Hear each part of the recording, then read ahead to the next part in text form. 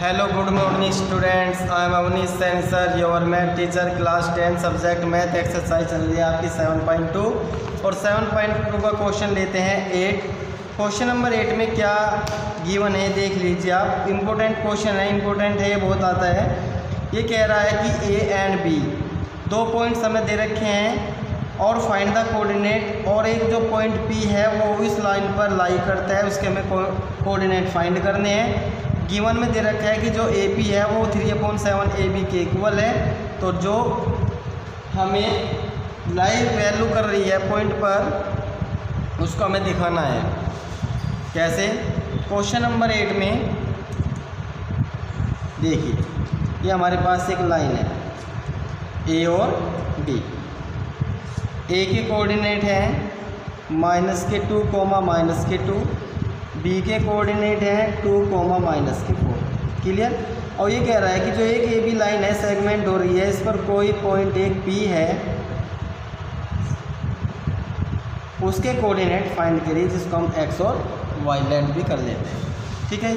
अब हमें बताया कि इस एक्सरसाइज में सेक्शन फार्मूला चलता है, तो सेक्शन फार्मूला में हमें m1 भी चाहिए और m2 भी चाहिए। तो m1 m2 की वैल्यू फाइंड करेंगे। वो किसके अकॉर्डिंग करेंगे? उसने गिवन दे रखा है। अब क्या दिया है कि जो ए बी है वो इक्वल है 3/7 ए बी के। ठीक।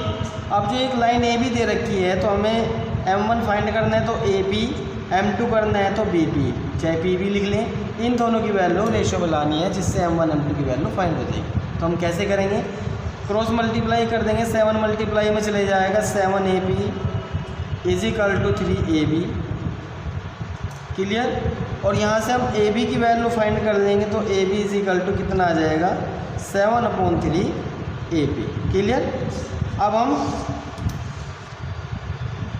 ए बी जो गिवन ए बी हमने जो वैल्यू निकाल ली है, अब इसको हम वैल्यू को कैसे देखेंगे? देखो नेक्स्ट वाले में नेक्स्ट लाइन में क्या करना है कि जो ए बी है वो किसके इक्वल है। आप जानते हैं कि ए बी इन दोनों का सम से इक्वल है, तो A B plus P B. Clear? A B की वैल्यू फाइंड कर ली है, तो हम यहाँ पर इसकी वैल्यू को पुट कर देंगे, क्योंकि हमें ए बी नहीं ए पी और बी पी चाहिए। = A P plus P B. Clear? अब 7/3 ए पी, ये ए पी माइनस में चला जाएगा और = क्या बचेगा? पी बी अपॉन 1 करके। अब यहाँ से हम क्या करेंगे? एलसीएम ले लेंगे 3, तो ये आ जाएगा 7 ए पी - 3 ए पी और = P B.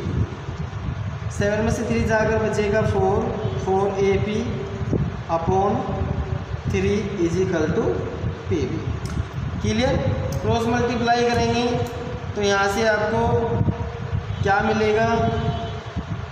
A P upon P B. Cross multiply छोड़ दें आप डायरेक्ट वैल्यू निकाल लें इसकी। तो जो ए पी है अपॉन पी बी यदि हम करेंगे तो ये क्रॉस हो जाएंगे, तो ये आ जाएगा आपका 3/4। ठीक। A P ratio P B, A P ratio P B, तो रेशो क्या आ जाएगा? 3/4। Clear? First value A P, तो ए पी की वैल्यू m1, तो m1 आ जाएगा आपका 3, और पी बी की जो वैल्यू है वो m2, यहाँ से आ जाएगा आपका 4। तो हमारे पास m1 और m2 आ गए हैं। तो m1 m2 की वैल्यू मिलते ही आप सेक्शन फार्मूले से x और y के कोऑर्डिनेट फाइंड कर लेंगे। चलिए नेक्स्ट देखिए। इसके बाद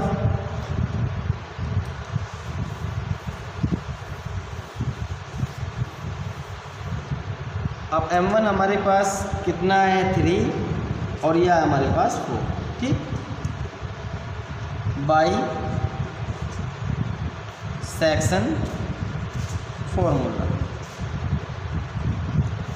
फार्मूला से आप x और y के कोऑर्डिनेट फाइंड कर लेंगे। x = जानते हैं m1 x2 m2 x1 upon m1 + m2। तो x = क्या आ जाएगा? m1 की वैल्यू आपकी 3 मल्टीप्लाई ये x1 y1 x2 y2, तो x2 की वैल्यू है हमारे पास 2 प्लस m2 की वैल्यू 4, x1 की वैल्यू है माइनस के 2 और 3 प्लस 4, तो x इज इक्वल टू 3 2 ज़ा 6 प्लस माइनस 4 2 ज़ा 8 अपॉन 4 3 7, x की वैल्यू फाइंड हो गई है माइनस के 2/7। क्लियर। अब हमें y की निकालनी है सेम, तो y is equal to m1 y2 plus m2 y1 m1 plus m2, तो y की वैल्यू क्या आ जाएगी, m1 की वैल्यू आप 3 पुट करें, y2 आपके पास है -4, m2 आपके पास 4 और y1 है माइनस का 2 और यह आ जाएगा आपका 3 प्लस 4, तो y is equal to minus के 4 3 ज़ा 12 माइनस 4 2 ज़ा 8 अपॉन 4 और 3 7, तो y के कोऑर्डिनेट आ गए माइनस में, तो माइनस का 20/7। क्लियर। अब इसमें आपको क्या करना है, हमें तो केवल पॉइंट दिखाने हैं, तो पॉइंट आ जाएंगे आपके, यहाँ लिखिए पॉइंट, फर्स्ट वैल्यू आपकी पॉइंट बी, x की वैल्यू आ जाएगी आपकी माइनस का 2/7 और कोमा y की वैल्यू आ जाएगी माइनस की 20/7, ये आपका आंसर।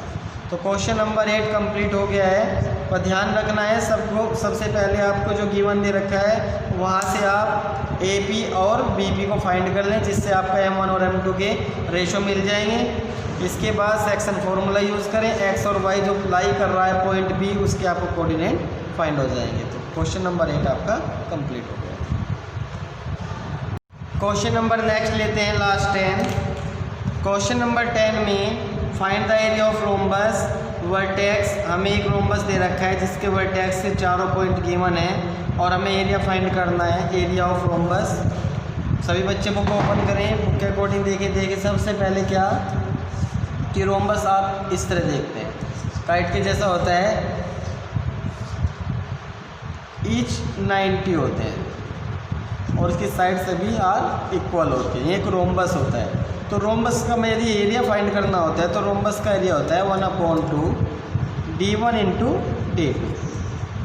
तो d1 और d2 क्या होते हैं, जो इसके डायगोनल्स होते हैं d1 और d2 उनका प्रोडक्ट होता है और उसको हाफ कर देते हैं, जिससे आप रोम्बस का एरिया फाइंड कर लेंगे। तो क्वेश्चन नंबर 10 लेते हैं, आसान क्वेश्चन है। तो क्वेश्चन नंबर 10 सॉल्यूशन में सबसे पहले एक डायग्राम आप बनाएं।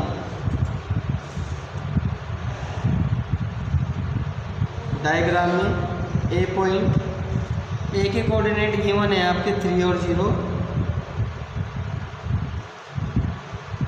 बी के कोऑर्डिनेट है 4 और 5,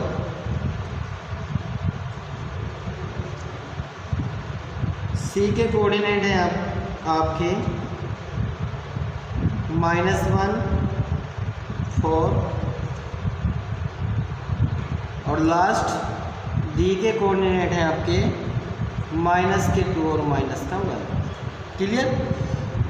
और ये ऑर्डर में लिखे हुए हैं, ए के बाद बी, बी के बाद सी, सी के बाद डी। तो first vertex, second vertex, third और फोर्थ, इनकी जो वर्टेक्स गिवन है, इन वर्टेक्स के अकॉर्डिंग ही आपको एरिया फाइंड करना है। तो एरिया फाइंड करने के लिए आपको क्या करना पड़ेगा, आपको AC और BD को फाइंड करना होगा। तो ये क्या कहलाते हैं, डायगोनल कहलाते हैं।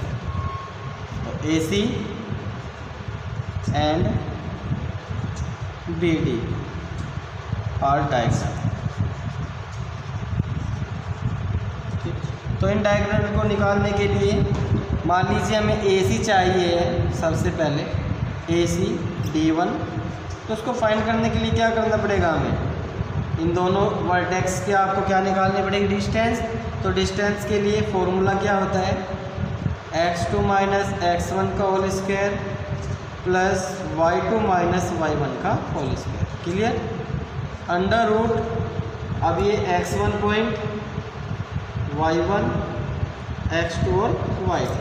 तो x2 की वैल्यू -1, x1 की वैल्यू 3 विद माइनस, तो इसका होल स्क्वायर, y2 की वैल्यू है 4, y की वैल्यू है माइनस का 0 का होल स्क्वायर। क्लियर? ये आ जाएगा आपका माइनस का 4 का होल स्क्वायर प्लस 4 का स्क्वायर। इवन नंबर यदि स्क्वायर होता है और अंदर आपका माइनस होता है, पॉजिटिव होता है, इसका स्क्वायर क्या आ जाएगा 4 4 जा 16 और 4 4 जा 16 अंडर रूट 32। क्लियर? अब इसका हम क्या कर सकते हैं, फैक्टर कर सकते हैं। 16 2 जा 32, 16 का क्या होता है 4, तो 4 रूट 2 आ जाएगा। तो आपका D1 आ जाएगा 4 रूट 2 यूनिट। क्लियर? अब D1 के बाद नेक्स्ट लेते हैं आपका BD। यह आ जाएगा आपका 4 रूट 2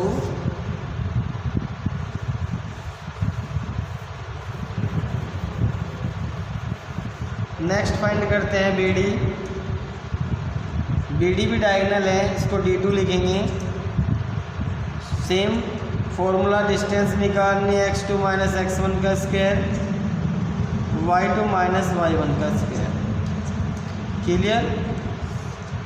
x2 हमारे पास है, ये हमारा x1, ये y1, ये x2 और ये y2। तो x2 की वैल्यू हमारे पास है माइनस का 2, x1 की वैल्यू है माइनस का 4 का स्क्वायर, y2 माइनस 1 और y1 है आपका माइनस 5। ये आ जाएगा माइनस का 6 का स्क्वायर माइनस 6 का स्क्वायर। 6 6 होते हैं 36 और 6 6 36, दोनों को प्लस करेंगे 72 आ जाएगा। 72 के ऊपर हम फैक्टर करेंगे 72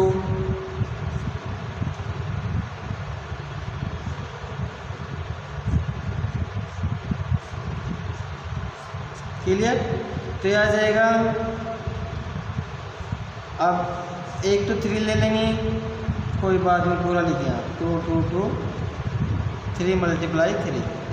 अब इसका पेयर बन गया है, इसका पेयर बन गया है, तो 2 मल्टीप्लाई 3 अंडर रूट 2, तो 3 2 जा 6, तो 6 रूट 2 आ जाएगा। तो हमारा D2 कितना आ जाएगा 6 रूट 2। क्लियर? अब हमारे पास D1 D2 निकल गए हैं, तो अब हम एरिया फाइंड कर लेंगे। एरिया फाइंड करने के लिए क्या करेंगे, एरिया ऑफ रोम्बस, फॉर्मूला पता है। अब D1 हमारे पास क्या है 4 रूट 2 और D2 हमारे पास कितना है 6 root 2। Area of a rhombus 1/2 product 1 D1 एंड D2 स्क्वायर यूनिट, ये फॉर्मूला होता है इसका।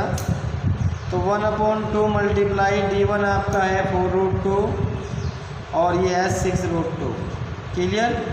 1/2 मल्टीप्लाई 4 मल्टीप्लाई 6 रूट 2 क्या आ जाएगा 2, तो 2 से 2 कैंसिल, मल्टीप्लाई करेंगे 6 4 जा 24 1 जा 24, तो यह आ जाएगा 24 स्क्वायर यूनिट। यह आ जाएगा आपका एरिया रोम्बस का 24 स्क्वायर यूनिट। तो एक्सरसाइज 7.2 आज आपकी कंप्लीट हो गई है। Thank you.